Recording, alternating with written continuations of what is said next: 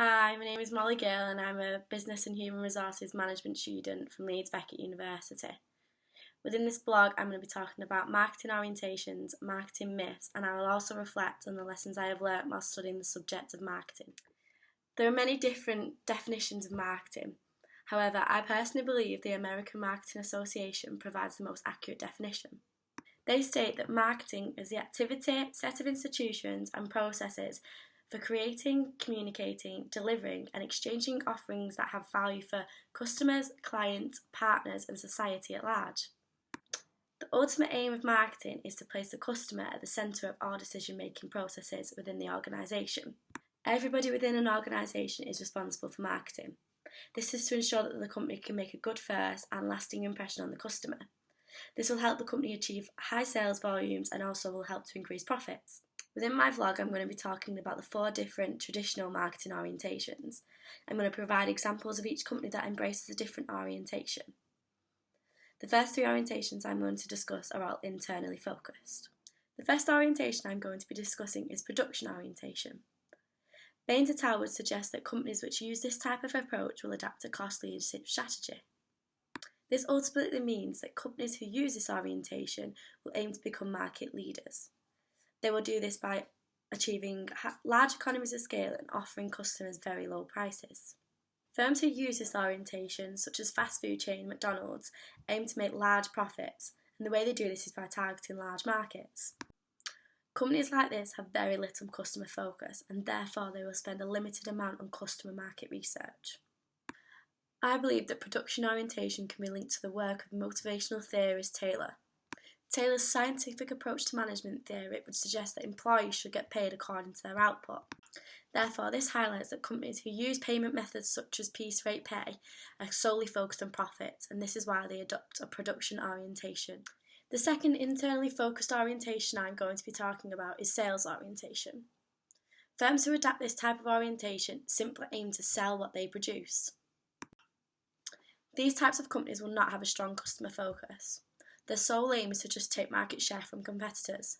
The way they do this is through excessive promotion. Firms will use posters, TV adverts, celebrity appearances and social media to promote their products and encourage sales. Sales-orientated companies such as Dell focus on single transactions. Therefore, as a result, a relationship is not really built with the customer.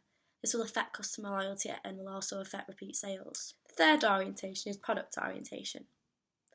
Companies who adapt this orientation focus on adding to existing ideas. They do this by modifying their original products in various different ways. Doyle and Stern propose that firms using this orientation will be targeting incipient markets. Apple is a prime example of a company who does this. This is because they are constantly improving and modifying their products in order to achieve high returns. Each year Apple tailor their iPhone, and every single time they add new features and promote new needs and wants to customers.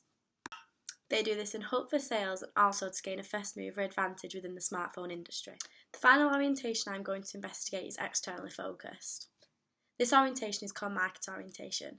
I believe it to be the most effective out of the 4 traditional orientations already discussed. Within Richardson's 2015 marketing book, market orientation is defined as understanding current and future customer needs. Firms who adapt this orientation have a strong customer focus. They place the customer at the heart of all business decisions and aim to sell the customer what they actually want.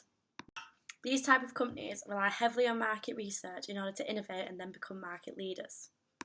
Some market-orientated firms, for example Tesco, have introduced things like loyalty schemes. These will help to attract customers as it offers them something extra and will also help the company achieve repeat sales.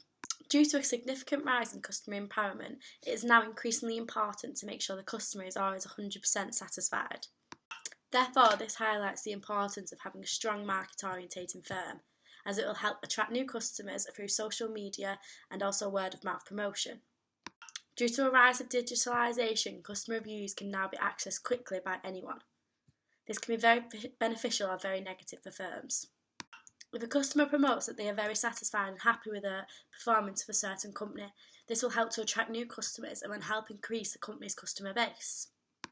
However, if the needs of the customer are not met, this will have an adverse effect on the company, as many negative reviews may flow in. The negative reviews could also turn away potential new customers. Another potential benefit of firms being market orientated is that the customers will feel valued.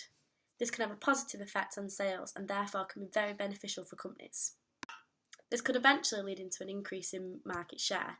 This is because customers will be more likely to buy from the firm again due to their positive experience, and this will help to attract new potential customers. Now I'm going to assess some of the many myths associated with marketing, and I'm also going to contrast these with reality. The first myth I am going to assess is a satisfied customer is a loyal customer. I personally believe this myth is accurate due to my personal experience. I once received a faulty product from the brand GHD. At first I was very dissatisfied and angry at the brand. However, due to the outstanding service I received and good compensation, I would now be very reluctant to use any other hair brand company. This experience shows that a satisfied customer can easily become a loyal customer. However, many would now argue that this statement is now a myth due to wider factors such as the micro and macro environment. The recession of 2008 highlighted how economics and increased customer empowerment may affect customer loyalty. The recession forced customers to make cuts in their spending. This saw customers start to use price comparison websites such as Compare the Market to find the cheapest possible price. This reduced customer loyalty massively, as price became the main thing that customers were concerned with. Therefore, this suggests that even though the customer may be satisfied, they may not be loyal to the brand due to other factors. The second myth is a strong brand is invincible. I believe a strong brand will use effective marketing, have a strong identity and be consistent. A strong brand would be Nike, and this brand has proven to be invincible. This is because it has survived a huge negative uproar in the media. The company was involved in a huge worldwide scandal as it was discovered to be using sweatshops in countries such as Indonesia. However, according to Forbes, Nike is still worth over $15 billion. This shows that a strong brand can be invincible no matter how much negativity they can be exposed to. A company which would highlight that a strong brand is not invincible would be Tesco. Due to the failure in the USA with the launch of Fresh and Easy, an unethical horse meat scandal which cost the company £300 million, the company is no longer invincible. Their brand name and reputation has been severely damaged. According to The Guardian in 2015, Tesco reported a loss of £6 billion. They are also continuously losing market share to other discount brands such as Aldi. This shows that the myth may become a reality for many different companies. The third myth is that the customer is king or queen.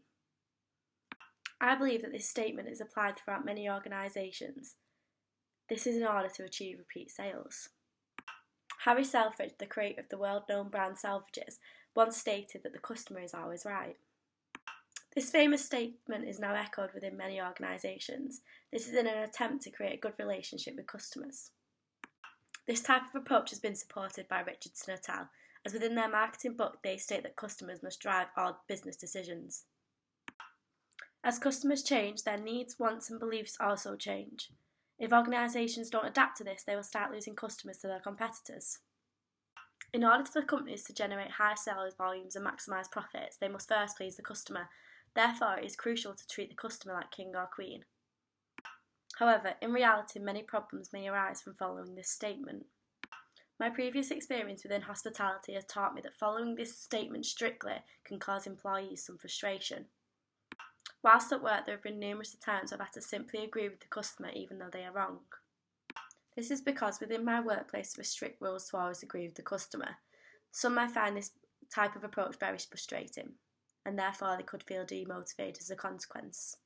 To conclude, I do believe that the customer should be treated like a king or queen. However, due to my previous experience, I do believe some rules need to be in place to prevent employees feeling frustrated with customer demands. For the final part of my vlog, I'm going to reflect on the lessons I have learnt while studying the subject of marketing. The key lesson I have learnt is how different situations surrounding the macro and micro environment may affect different companies. The micro and macro environment can affect companies in a positive or in a negative way. I have developed my understanding of the business environment and now understand how crucial it is for companies to have effective marketing. This is due to quickly changing customer demands and also increased customer expectations. My experience has also taught me how crucial it is for organisations to balance all stakeholder views. Overall, I would also conclude that the market orientation is the most suitable orientation. This is because I believe it to be the most effective for all companies who provide a service or a product to customers.